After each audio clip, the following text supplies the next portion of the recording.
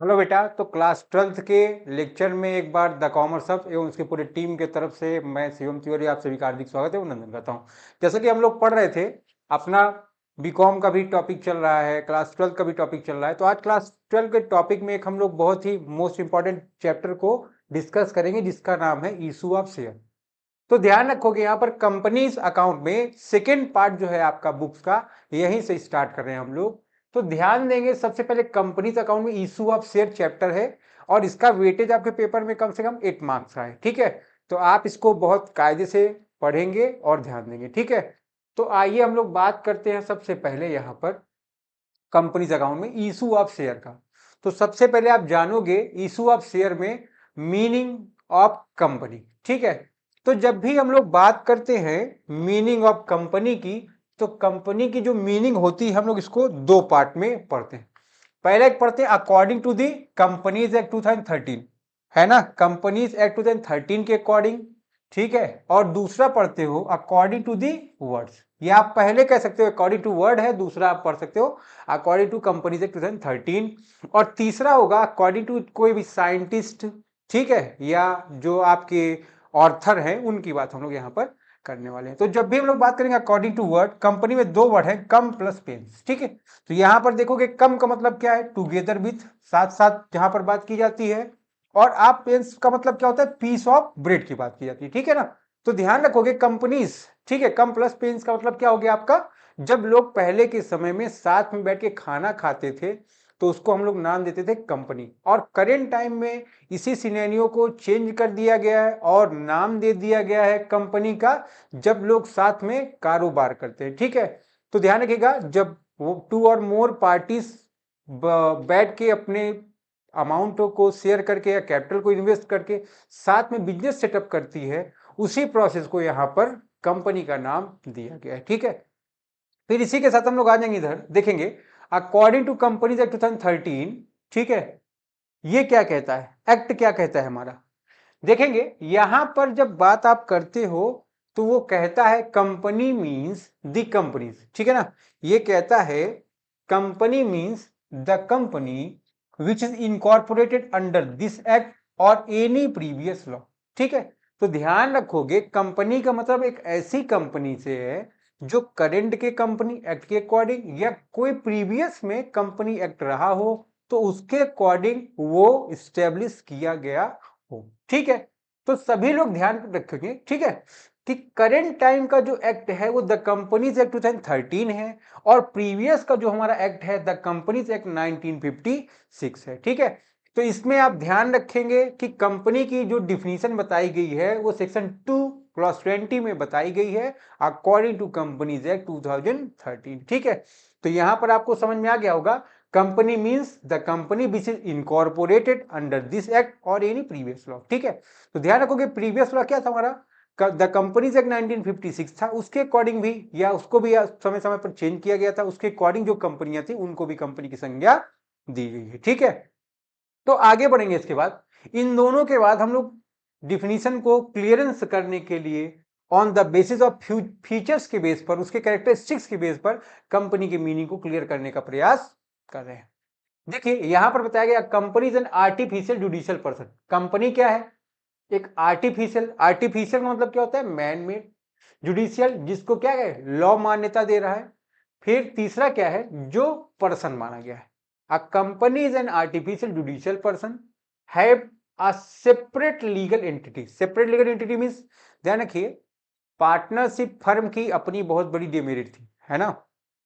क्या कहते थे कि पार्टनरशिप फर्म जो था हमारा, उसका डीमेरिट क्या था, उसका डीमेरिट ये था कि उसकी लायबिलिटी अनलिमिटेड थी। उसी की डीमेरिट को खत्म किया किसने, द कंपनीज एक्ट 2013 ने, और इसीलिए यहां पर वो कॉन्सेप्ट लेके आया सेपरेट लीगल एंटिटी का कॉन्सेप्ट। जो ड्रॉइंग्स ही आप एंट्री करते हो वो इसी कॉन्सेप्ट के अकॉर्डिंग करते हो। यहां पर ये माना जाता है कि बिजनेस का ओनर अलग है और इन्वेस्टर या कैपिटल लगाने वाला पर्सन अलग है। यहां पर कैपिटल लगाने वाले पर्सन को आप शेयर होल्डर के नाम से जानते हैं और जो पर्सन कंपनी का मैनेजमेंट करता है उसको आप डायरेक्टर के नाम से जानते हो। फिर विथ परपेचुअल एग्जिस्टेंस, है ना, परपेचुअल एग्जिस्टेंस का मतलब क्या, अनलिमिटेड लाइफ। देखिए हम लोग जब पढ़े थे पार्टनरशिप फर्म, तो उसमें किसी के आने, किसी के जाने, किसी के दुनिया के में जाने से क्या हो जाता था, दुनिया के जाने से पार्टनरशिप फर्म का समापन हो जा रहा था, है ना, डिसोल्यूशन ऑफ पार्टनरशिप फर्म हो जा रहा था।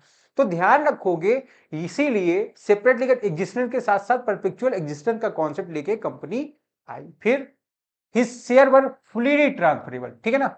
तो ध्यान रखिए, पार्टनरशिप फर्म में आप अपने शेयर को अगर किसी को ट्रांसफर कर रहे थे, आपका पार्टनरशिप फर्म डिसॉल्व हो जा रहा था। बट ध्यान रखो, यहां पर जब कंपनी में आप चाहो कि आप कंपनी के मेंबर नहीं बनना चाह रहे, तो अपने शेयर्स को फ्रीली ट्रांसफरेबल कर सकते हो एक पार्टी से दूसरे पार्टी में, ठीक है। फिर with limited liabilities and common seal, ठीक है। What is mean by limited liabilities? Partnership firm की सबसे बड़ी डिबेट क्या थी कि पार्टनरशिप की जो लाइबिलिटीज थी वो क्या थी, अनलिमिटेड थी। अगर पार्टनरशिप फर्म इंसॉल्वेंट हो रही तो आपको अपना टीवी बीबी घर द्वार सब बेचकर देना पड़ता। बट कंपनी में क्या है, अगर कंपनी इंसॉल्वेंट हो रही है तो ध्यान रखिए, शेयर कैपिटल जितनी आपने परचेज की है केवल उतनी की लाइबिलिटी राइज होगी, आपको अपने पर्सनल एसेट कुछ भी सेल करके नहीं पे करना है, ठीक है। एंड कॉमन सील मीन्स क्या होता है? कॉमन सील मीन्स होता है, देखिए जैसे आप हमारे यहाँ परचेज करते हो कोर्स या आप हमारे यहाँ क्लास कर रहे हैं, तो हम लोग क्या करते हैं, आपकी फीस जमा करते हैं और कोचिंग के नाम का एक स्टाम्प आपको प्रोवाइड करते हैं, ठीक है। तो उसी तरह ध्यान रखोगे, यहां पर भी बात होता है कॉमन सील का, ठीक है। कॉमन सील इस बात को प्रमाणित करता है कि आप कहां पर या उसका लीगल एग्जिस्टेंस क्या है, उसका नेम क्या है, उसका फेम क्या है, उसका रजिस्ट्रेशन नंबर क्या है, ये सारी बातें, ठीक है। फिर इट्स मैनेजमेंट, मैनेजमेंट किसके हाथ में होता है? बोर्ड ऑफ डायरेक्टर्स के हाथ में। Is separated from ownership. आपको मैंने अभी पढ़ाया था, बताया कि जो ओनरशिप है वो किसके हाथ में होती है? शेयर होल्डर्स के हाथ में होती है। बट देखोगे मैनेजमेंट किसके हाथ में होता है? बोर्ड ऑफ डायरेक्टर्स के हाथ में होता है। ये बात ध्यान रखेंगे। तो यहां पर हम लोग मीनिंग को क्लियर किए। पहला मीनिंग मैंने आपको बताया अकॉर्डिंग टू दी वर्ड। फिर दूसरा आपको बताया अकॉर्डिंग टू कंपनीज एक्ट 2013 का जो सेक्शन 220 है। फिर ये डिफिनीशन हमारी फीचर्स के बेस पर थी, ठीक है। फिर हम लोग बात करते हैं कंपनी कैसी होनी चाहिए। तो ध्यान देंगे, ये बताता है फीचर्स हमारा, कंपनी होनी चाहिए टॉप क्लास की, ठीक है ना। तो ध्यान रखोगे, कंपनी कैसी होनी चाहिए? टॉप क्लास की। आइए देखते हैं टॉप क्लास मींस क्या होता है। देखेंगे यहां पर T means transferability of share. अभी मैंने आपको ऊपर बताया था, है ना, क्या बताया था? ट्रांसफरेबिलिटी ऑफ शेयर का मतलब बताओ भाई। ट्रांसफरेबिलिटी ऑफ शेयर मींस मैंने आपको बता रखा है कि अगर कोई शेयर होल्डर किसी कंपनी के शेयर को परचेज करता है और उसको लगता है कि अब मैं कंपनी का मेंबर नहीं बनना है, मैं कहीं और दूसरी कंपनी के शेयर परचेज कर लूं, इस कंपनी के शेयर बेच लूं, तो आसानी से अपने शेयर्स को बेच सकता है, ठीक है। तो ध्यान रखोगे, उसी को आपने नाम दिया transferability of share. And O means ownership is separate from its management. ध्यान रखोगे, ओनरशिप यहां पर अलग पर्सन के हाथ में, ओनरशिप जिसके हाथ में होती है उसको आप बोलते हो शेयर होल्डर। एंड ध्यान रखेंगे, ओनर मैनेजमेंट जिसके हाथ में होता है उसको आप नाम देते हो बोर्ड ऑफ डायरेक्टर्स, ठीक है। तो इस बात को आपको ध्यान रखना है कि मैनेजमेंट बोर्ड ऑफ डायरेक्टर्स के हाथ में होता है और ओनर कौन होता है? ओनरशिप होती है शेयर होल्डर के हाथ में, ठीक है। तो ध्यान रखेंगे सभी बच्चे, वीडियो को ज्यादा से ज्यादा लाइक सब्सक्राइब शेयर करें, और जल्दी हम लोग एक पैटर्न बनाने वाले हैं आपका लाइव क्लास लेने के लिए। तो सभी लोग हमारे साथ जुड़ने का प्रयास करें, ठीक है। फिर यहां पर पी का मतलब क्या है? Perpetual succession. इसको आप अनलिमिटेड लाइफ के नाम से जान सकते हो। पार्टनरशिप फर्म का सबसे बड़ा डिमेरिट क्या था कि पार्टनरशिप का जो लीगल एग्जिस्टेंस था वो बिल्कुल अनसर्टेन था। किसी पार्टनर के आने, किसी पार्टनर के जाने, किसी पार्टनर की दुनिया से जाने से पार्टनरशिप फर्म क्या हो जाती है? इंसॉल्वेंट हो जाती है। तो आपको ध्यान रखना है, यहां पर किसी के आने जाने, दुनिया के जाने से या किसी भी एक्टिविटीज के तहत कंपनी के ऊपर कोई इंपैक्ट पड़ने वाला नहीं है। And C means common seal. What is mean by common seal का मतलब मैंने अभी आपको बताया, कंपनी का जो रजिस्टर्ड नेम होता है उसकी एक सील होती है जिसको आप नाम देते हो कॉमन सील। आप जब बोर्ड ऑफ डायरेक्टर्स साइन करता है तो उसके ऊपर उस कॉमन सील को लगाया जाता है, ठीक है। फिर एल मींस लिमिटेड लाइबिलिटीज, है ना। आपको पता है अगर पार्ट कंपनी में जो भी शेयर्स है जो शेयर होल्डर उनको परचेस करेगा, जितने का शेयर होल्डर शेयर परचेस करेगा, लाइबिलिटी उतने रुपीस की ही एराइज होगी। ध्यान रखो, सपोज दैट ये मिस्टर एक्स हैं, इन्होंने 50,000 रुपए के अगर शेयर परचेस किए हैं और 50,000 पे कर दिए हैं, तो इनको 50,000 के आगे एक भी रुपया पे नहीं करना है। इस बात को आप ध्यान रखोगे, ठीक है। तो लिमिटेड लायबिलिटी का मतलब इनकी जिम्मेदारी 50,000 तक थी, ये मैक्सिमम कितना पे करेंगे 50। अगर ये 50,000 पे कर चुके हैं, उसके बाद ये भी 1 रुपए देने के लिए लायबल नहीं है। फिर artificial judicial person, what is mean by artificial judicial person? देखो, कंपनी का जो लीगल एग्जिस्टेंस होता है वो कौन उसको प्रोवाइड करता है? Law. And artificial means man made, judicial means जो जिस कंट्री के आप हो उस कंट्री के लॉ को फॉलो कर रहा हो। एंड पर्सन मींस क्या होता है? पर्सन मींस, अब देखो भाई, द कॉमर्स सब प्राइवेट लिमिटेड अगर कोई है तो इनकम टैक्स डिपार्टमेंट उससे आया, बोला भैया आप हमको क्या करिए, टैक्स दीजिए, पेमेंट करिए। तो मैंने कहा जाओ द कॉमर्स सब से ले लो। भाई द कॉमर्स सबका लीगल एग्जिस्टेंस तो है नहीं भाई, वो आदमी तो है नहीं। तो उसने क्या बोला, अच्छा चतुर बन रहे हो, इसको इंडिविजुअल के डिफिनीशन में कवर कर दो। तो उसको भी क्या कर दिया गया, एक पर्सन माना जाता है। और बोर्ड ऑफ डायरेक्टर्स जो या शेयर होल्डर होते हैं, उस कंपनी के मैनेजमेंट की जिम्मेदारी उनके ऊपर होती है और उन्हीं के थ्रू उसका पूरा मैनेजमेंट किया जाता है। इसीलिए इसको आर्टिफिशियल जुडिशियल पर्सन बोला गया। किसी भी तरह का एक्टिविटी हो, आप परमाणु बम मार दो लेकिन कंपनी लीगली एग्जिस्ट हुई है और लीगली वाइंडिंग अप होगा इसका। कि किसी के परमाणु बम, हाइड्रोजन बम मारने से कंपनी का लीगल एग्जिस्टेंस पर कोई इंपैक्ट पड़ने वाला नहीं है। फिर सेपरेट प्रॉपर्टी की जब हम लोग बात करते हैं, ठीक है, तो यहां पर देखो शेयर होल्डर जो हैं इनकी पर्सनल प्रॉपर्टी की बात आप यहां पर नहीं करोगे, ठीक है ना। जब भी आप प्रॉपर्टी की बात करेंगे, शेयर होल्डर जो मालिक है उनके प्रॉपर्टी अलग है। फिर आप ध्यान रखेंगे दूसरी बात, कंपनी की जो प्रॉपर्टी उसमें शेयर होल्डर अपना ओनरशिप नहीं शो करता, वो कंपनी की है, आप उसको ध्यान में रखेंगे। तो क्या है, यहाँ पर पर्सनल बिहेवियर अलग है और कंपनी की जो चीजें हैं वो बिल्कुल अलग है, इसको आपको ध्यान रखना है, ठीक है। फिर लास्ट है आपका सेपरेट मेंबरशिप फ्रॉम ओनर्स, ठीक है। यहां पर देखोगे सबका मेंबरशिप अलग अलग रहेगा। जो बोर्ड्स की मीटिंग होगी उस पर सारे शेयर होल्डर बैठेंगे, ठीक है। वो क्या करेंगे, अपने विचार विमर्श करेंगे, मीटिंग में वोटिंग राइट्स होगा उनके पास, तो ध्यान रखोगे। अब ऐसा नहीं कि अब मान लो 4 लोग हैं, राम श्याम मोहन, उन्होंने मिलकर एक शेयर परचेज किया है, तो वो सब मीटिंग में चले जाएं और मीटिंग को क्या करें, मीटिंग को के डिसीजन को बदलने का प्रयास करें। तो ध्यान रखो ऐसा नहीं, एक ठू शेयर लिया है, अगर एक ठू शेयर लिया है तो क्या कंपनी के डिसीजन को चेंज कर सकता है? नहीं, कम से कम ऐसा पर्सन जिसके पास टोटल शेयर का कम से कम टोटल 1/10 शेयर हो, वही शेयर होल्डर मीटिंग में बैठ सकता है, डिसीजन दे सकता है, डिसीजन को चेंज कर सकता है। ये सारी बातों को आप ध्यान रखोगे, ठीक है। तो ये हो गया, ध्यान रखोगे फीचर्स ऑफ कंपनी। देखेंगे इस डायग्राम को सभी लोग पहले बना लें, इसका स्क्रीनशॉट ले लें, फिर मैं बात करूं।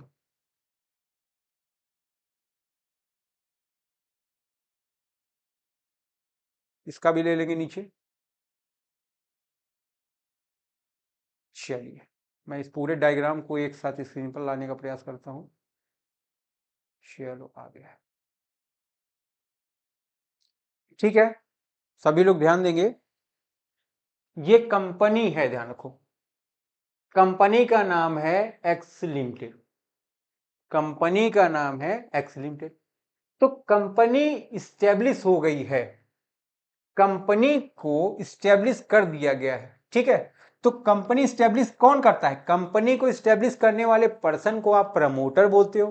Promoter is the person who knows shows and goes the path, ठीक है। ये क्या करता है, कंपनी को स्टेब्लिश करता है, जितनी लीगल फॉर्मेलिटीज होती है इनकॉर्पोरेशन से रिलेटेड उसको ये कंप्लीट करता है, एक और एक कंपनी को लीगल स्टेटस प्रोवाइड करता है, ठीक है। क्लियर यहां तक आपको? फिर आगे बढ़ेंगे हम लोग। देखो उस कंपनी को स्टेब्लिश करने के बाद कंपनी को क्या करना होता है, रन एंड डेवलप। तो ध्यान रखोगे, रन एंड डेवलप करने के लिए आपको रिक्वायरमेंट है किसकी? फंड की। अब इस फंड के लिए कंपनी क्या करती है, कंपनी इशू करती है शेयर्स, कंपनी इशू करती है डिवेंचर्स, कंपनी इशू करती है बॉन्ड्स या कंपनी इशू करती है सिक्योरिटीज। ठीक है, securities include shares, debenture, bonds and any other. ठीक है, इस टाइप के जो भी चीजें होंगी। देखो, जब कंपनी पब्लिक इशू कर रही है तो कम से कम मिनिमम सब्सक्रिप्शन कितना जाने चाहिए? 90% ऑफ इशू, है ना। तो ध्यान रखोगे मिनिमम सब्सक्रिप्शन कितने होने चाहिए? 90% ऑफ सच इशू। अब ध्यान रखो, कंपनी मार्केट में नई है, कंपनी के टोटल 90% शेयर नहीं बिक रहे हैं, कंपनी रो रही है। ऐसे केस में इसको एक पर्सन मिल जाता है। ठीक है, ये क्या होता है? Person appointed for sale of share. इस कंपनी क्या करती है? इस पर्सन को अपॉइंट करती है, जिसका मेन काम क्या होता है? शेयर्स को बिकवाना। ठीक है, ध्यान रखोगे, इसको आप क्या बोलते हो? इसको बोलते हो अंडर राइटर्स। तो underwriter is the person who gives the guarantee for the sale of shares on the behalf of the commission. ठीक है, तो अंडर राइटर एक ऐसा पर्सन है जो शेयर को सेल करने की गारंटी देता है। किसको? कंपनी को। किस बिहाफ पर? कमीशन के बिहाफ पर। देखोगे सेबी एक्ट में कमीशन का जो मैक्सिमम रेट है वो 5% बताया गया है, तो आपको मैक्सिमम रेट 5% प्रोवाइड करना है। ठीक, देखिए, तो देखोगे मिनिमम सब्सक्रिप्शन जब 90% हो जाएगा तो ध्यान रखोगे दिस पर्पज प्रोस्पेक्टर, कंपनी क्या करेगी? शेयर को इशू करने के लिए प्रोस्पेक्टर इशू करेगी। प्रोस्पेक्टर क्या होता है? इसमें पूरी इंफॉर्मेशन दी गई होती है, किससे रिलेटेड? पब्लिक इशू से। मतलब कितने शेयर इशू किए गए हैं, उनकी फेस वैल्यू क्या है ना, मिनिमम लॉट कितने का है, इस तरह से जो भी चीजें होती है इससे रिलेटेड, ये सारी बातें आप यहाँ पर करते हैं। ठीक है, उसके बाद क्या होता है? ये शेयर पब्लिक खरीद लेता है और पब्लिक क्या करता है? प्रोवाइड करता है फंड। किसको? कंपनी को। और उस फंड से कंपनी अपने आप को रन और डेवलप करने का प्रयास करती है। इस बात को आपको ध्यान रखना है। ठीक है, फिर आ जाओगे, एक नया टॉपिक है आपका क्लासिफिकेशन ऑफ कंपनी। इसका आप स्क्रीनशॉट ले सकते हो। देखेंगे जल्दी हम लोग एक छोटा सा कोर्स लॉन्च करने वाले हैं जिसमें पर चैप्टर आपको बहुत अच्छा प्रोवाइड कराए जाएंगे और उस क्या होगा, उसकी जो कॉस्ट होगी बहुत मिनिमम होगी। ठीक है, तो देखिए क्लासिफिकेशन ऑफ कंपनी जैसे 499 में प्रयास किया जा रहा है आपको कोर्स प्रोवाइड कराने का, एक एक बुक का। ठीक है, तो देखिए क्लासिफिकेशन ऑफ कंपनी में बात करोगे आप टाइप्स ऑफ कंपनी की, तो यहाँ पर पहला क्या है? Unlimited company. दूसरा क्या है? Company limited by guarantee. और तीसरा क्या है? Company limited by shares. ठीक है, तो ये तीन तरह की कंपनी देखेंगे। सबसे पहले हम लोग बात करेंगे यहाँ पर कंपनी लिमिटेड बाय शेयर्स की। ठीक है, तो आइए यहाँ पर बात करते हैं कंपनी लिमिटेड बाय शेयर्स। ठीक है, तो देखोगे भैया, आ जाओ सब लोग, यहां पर ये एक्स लिमिटेड है। ठीक है, यहां पर एक शेयर होल्डर है, मान लो यार एक्स लिमिटेड है ये। ठीक है, ये कंपनी बनाया गया, इसने 10,000 शेयर इशू किए। कितने वाले? 10 रुपए वाले, ऑफ ₹10 ईच। तो ध्यान रखो, जो पर्सन परचेज करेगा 10,000 शेयर ₹10 वाले, उसके ऊपर लाइबिलिटी कितने की है? 1,00,000 रुपए की। अब ध्यान रखो, उस पर्सन ने ₹5 पेड कर दिया, मतलब 50,000 पेड है और 5 रुपीज अनपेड, इट मींस 50,000 की लाइबिलिटी उसके ऊपर है। तो ध्यान रखोगे वो कितना रुपए पे करने के लिए लाइबल है? केवल उतने रुपए पे करने के लिए लाइबल है जिसका पेमेंट उसने नहीं किया है। ठीक है, तो ध्यान रखेंगे आप। ठीक है, इस तरह की अगर कोई कंपनी हो तो उसको आप बोलते हो कंपनी लिमिटेड बाय शेयर्स। ठीक है, इसकी लाइबिलिटी क्या है? लिमिटेड है। कहां तक? Up to the unpaid value of the share. तो आप देखोगे यहां पर ये 50,000 क्या है? अनपेड है, बट ये 50,000 क्या है? अनपेड। ये पेड है, ये अनपेड है, तो अनपेड के लिए वो लाइबल है केवल पे करने का। ठीक है, जो वैल्यू पेड है उसको पे करने के लाइबल नहीं है। फिर सेकंड में आ जाओगे आप लोग, देखोगे कंपनी लिमिटेड बाय गारंटी। ठीक है, यहां पर देखो ये सब शेयर होल्डर हैं। ठीक, कंपनी ने इशू किए 10,000 शेयर ऑफ 10 ईच, मतलब 1,00,000 रुपए के शेयर इशू किए हैं और लाइबिलिटी कितने की आ गई? 1,00,000 की है। बट ध्यान रखो यहां के जो शेयर होल्डर है इन्होंने क्या दे दी है? गारंटी। ठीक है, कि कभी आपको लॉस होगा या कंटीजेंसी होगी तो हम लोग सब लोग मिलके आपको 1,00,000 रुपए तक अमाउंट प्रोवाइड करेंगे, ये सिक्योरिटी दे रहे हैं।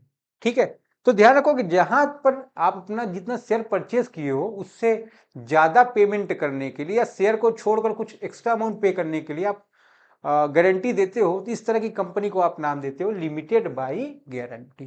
ठीक है, तो यहां तक कोई प्रॉब्लम हो आप बताएंगे। फिर हम लोग आ जाएंगे पॉइंट नंबर 3 पर, अनलिमिटेड कंपनी। ठीक है, देखिए ऐसी कंपनी जिसकी लाइबिलिटी क्या है, unlimited, like a partnership firm. यहां पर पार्टनर्स लिखा है, इसको आप पार्टनरशिप फर्म भी लिख सकते हो, नोट कर लीजिए इसको, पार्टनरशिप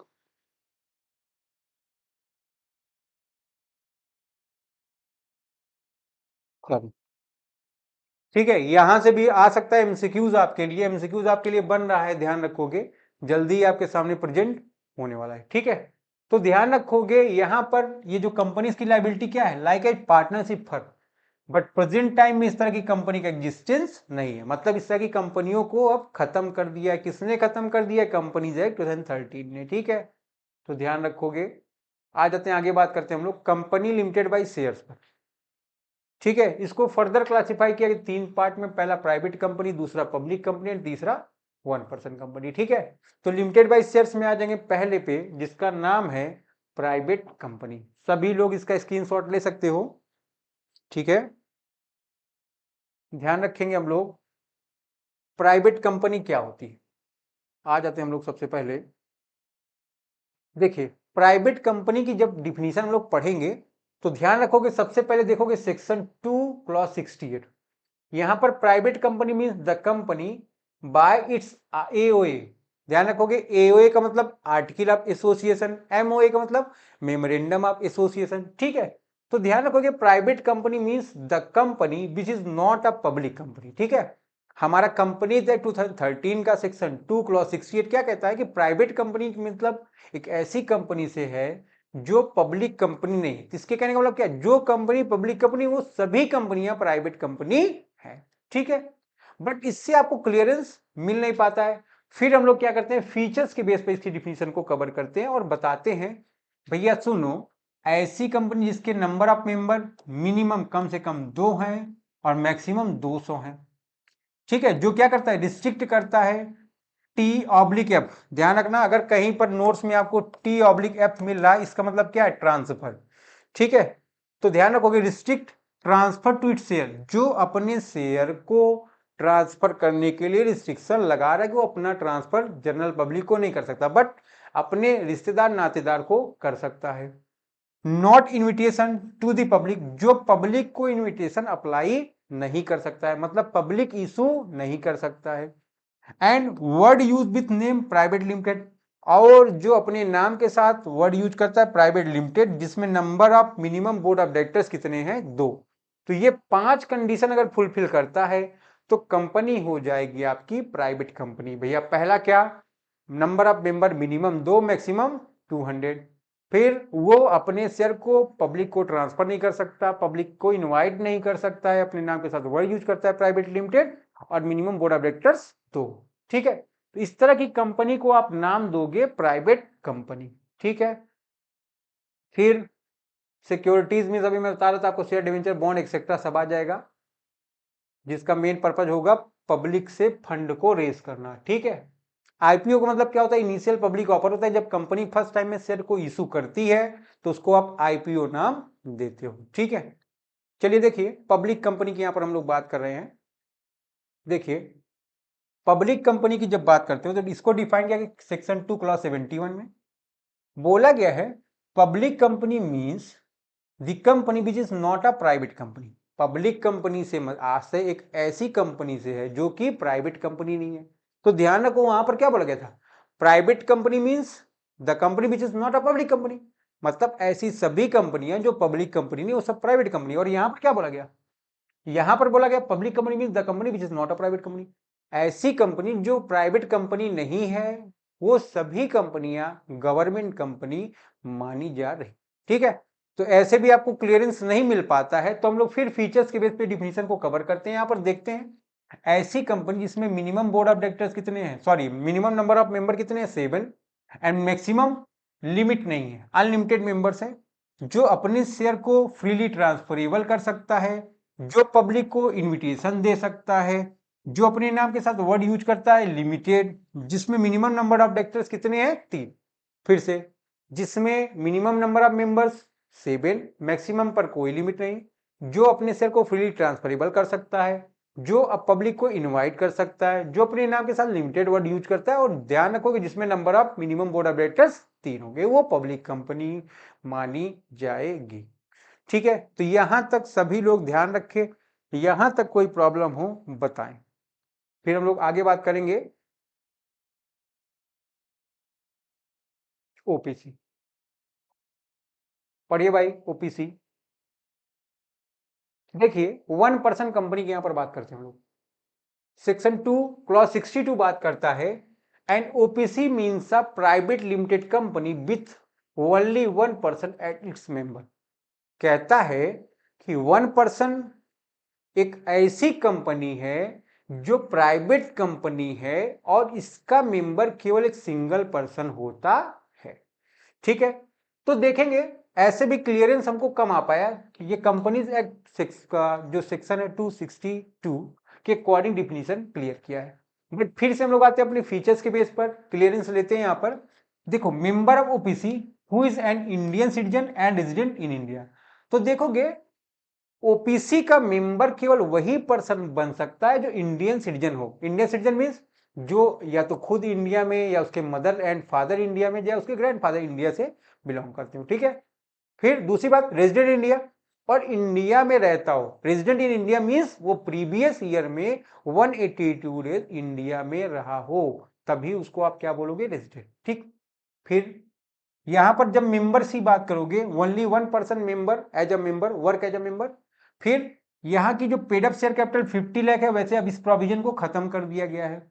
फिर एवरेज एनुअल टर्नओवर 2 करोड़ का, इस प्रोविजन को भी खत्म कर दिया गया है। ठीक है, और जिसका पर्पज केवल क्या है, प्रॉफिट मोटिव।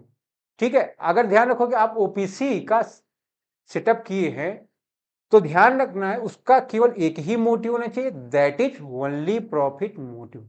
उसका मेन मोटिव क्या हो, प्रॉफिट कमाना, प्रॉफिट के अलावा उसका कोई दूसरा मोटिव ना हो। ठीक है, तो यहां पर आपको ध्यान रखोगे, आज की हम लोग की जो बात हुई है यहीं तक की है। ठीक है, तो यहां पर हम लोगों ने पढ़ा मीनिंग ऑफ कंपनी, है ना। कंपनी की जो मीनिंग है या डिफिनीशन है उसको 3 तरह से हमने पढ़ा, अकॉर्डिंग टू कंपनीज एक्ट, फिर section 2 clause 20, according to words, फिर फीचर्स के बेस पर। ठीक, फिर हमने फीचर्स पढ़ लिया कंपनी का, कंपनी कैसी होनी चाहिए, टॉप क्लास की। फिर ध्यान रखेंगे ये पूरा डायग्राम आपको बताता है कंपनी के स्ट्रक्चर के बारे में, कंपनी वर्क कैसे परफॉर्म करती है, कैसे कैपिटल लेगा। फिर क्लासिफिकेशन ऑफ कंपनी में unlimited company, company limited guarantee, company limited by shares. फिर कंपनी लिमिटेड बाय शेयर्स पर हम लोग विचार किए, इसमें public company, private company, OPC की बात की। ठीक है, तो अब हम लोग बात करेंगे अपने अगले क्लास में, जहां पर डिस्कस होगा शेयर, टाइप्स ऑफ शेयर, है ना। फिर रिजर्व कैपिटल, इस तरह के और भी अलग टॉपिक को हम लोग डिस्कस करेंगे और उससे रिलेटेड क्वेश्चन को सॉल्व करेंगे। तब तक के लिए आप सभी को टाटा बाय बाय। आप हमारे चैनल को लाइक, सब्सक्राइब और शेयर करें, ज्यादा से ज्यादा बटन दबा के लाइक करें। ठीक है, तब तक के लिए आपको टाटा।